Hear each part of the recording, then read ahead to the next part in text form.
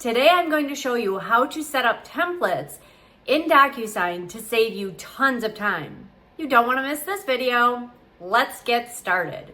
If this is your first time visiting my channel, thanks so much for stopping by.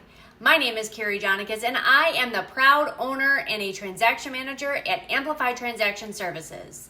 If you would like to learn more information about how we can help you, you can visit our website at www.amplifytransactions.com. I'm going to walk you through how to set up a template in DocuSign. I have chosen today to use a South Carolina property disclosure form to show you how to set up the template. So once you're in DocuSign, you're going to go over to the templates button and then you're going to click create template. If you do not have a create template button and you are using a DocuSign that is connected to your brokerage account, you're going to want to reach out to your brokerage and ask them if you have that feature available. I have noticed that some agents that are working off of their brokerage DocuSign account, that they do not have that available, so you definitely want to reach out and ask that question. If they say that you do, you'll want to reach out to the support at DocuSign for help with that. So the first thing you want to do is name the template name, and that'll help you to know what that document is. So I'm just going to name this South Carolina property disclosure form. And then you could put a description in there if the template name isn't self-explanatory, but for me it is. And then I'm going to upload the document that I want to create a template for.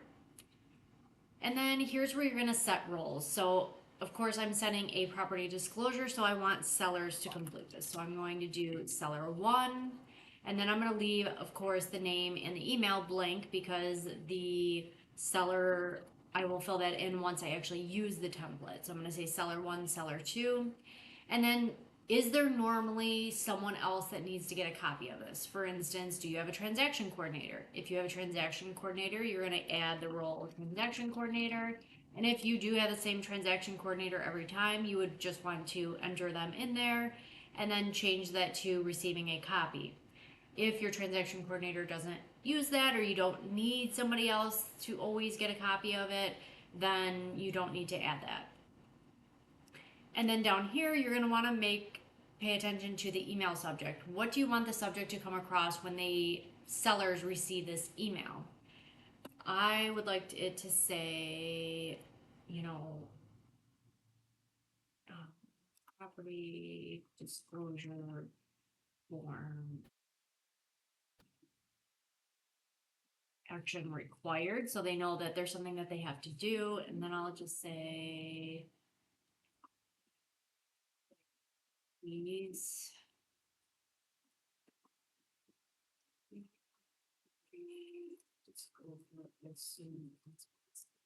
thank you. And then you can select what type of document this is, but it's not required. And then down here it says frequency of reminders. So every 2 days I have in my DocuSign that it will send a reminder. If you want to edit that, you would have to go to your settings and adjust that there. So now that I have this all completed, I'm going to go to next. And then this here says that you can switch between your recipients, so between seller 1 and seller 2. So I'm going to start with seller 1, and here it's asking me for the property address, so I'm going to add a text box. And this is a required field. If you notice here, it's required.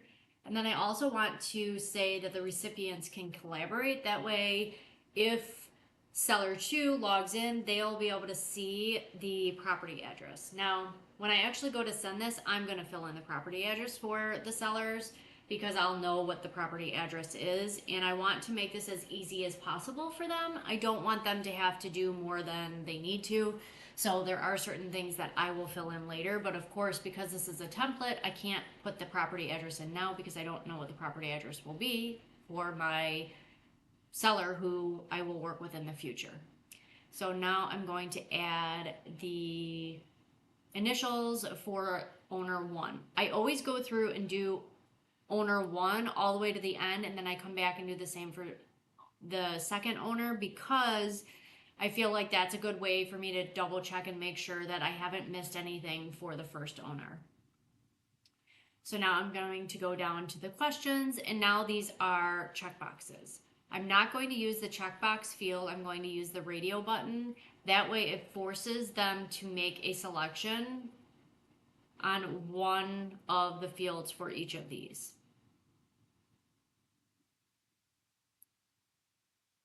And then, actually, I'm not going to add this. And then for this box, I'm also going to say the recipients can collaborate, because I want both sellers to be able to see this and be able to make the correct selection.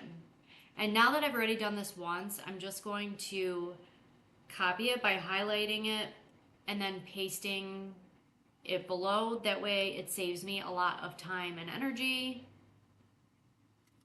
and still allows those fields to be required. And now I'm going to move down to the next section. And again, I'm going to use radio buttons.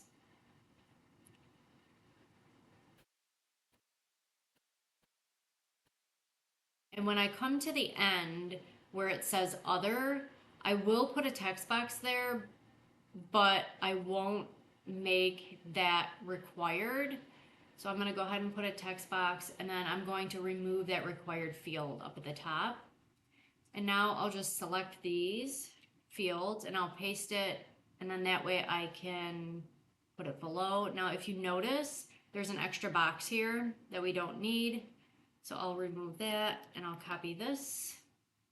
And again, I want to make sure that the recipients can collaborate on both of these.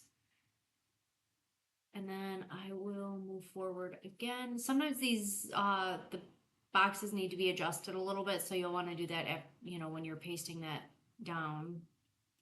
So I'm gonna move forward again and now work on these boxes. And if you notice, I do have to adjust them just a little bit so they're in the right boxes. And then I can copy this and paste it again.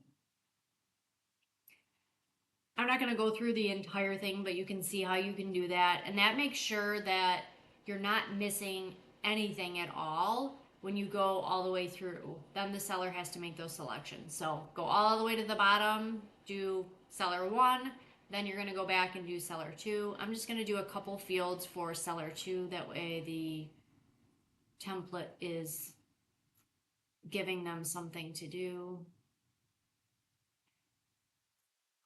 And now when you're all completed, you're going to hit save and close. And then when you're ready to use the template, when you log into your DocuSign, you'll head on over to the template section and you'll notice where it says your template, and you'll click use. Now, if you need to edit adding additional parties to additional recipients, you'll need to click on the advanced edit, which will allow you to add additional recipients. You can also set the signing order. So say you want the first seller to get it, and then when they sign, then it'll go to the second seller, as opposed to them both getting it at the same time. You can definitely do that as well. And then I always make sure, so this is where you're going to put in the person's name. I'll just put my name in both times so we can move forward. Oh, it's not going to let me do it. Okay, let's try this.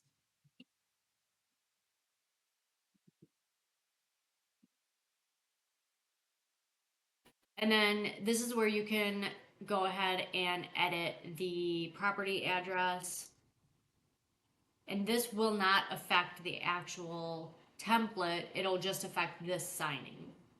When you get all complete and everything looks good, you can go ahead and send, or you can choose to send later by clicking this down arrow and clicking send later, choosing the date and time. The send later works nice if you're preparing things late at night and you don't want your client responding to you at 10 or 11 o'clock at night, but you want to get things ahead of the game for the next day. That works really nicely for that. Well, there you have it. Now you know how to create a template in DocuSign for your real estate documents. If you would like more tips about staying organized in your real estate business, make sure you hit the like and subscribe button so you're notified of any new videos that I post. Thank you so much for stopping by, and I'll see you on the next one.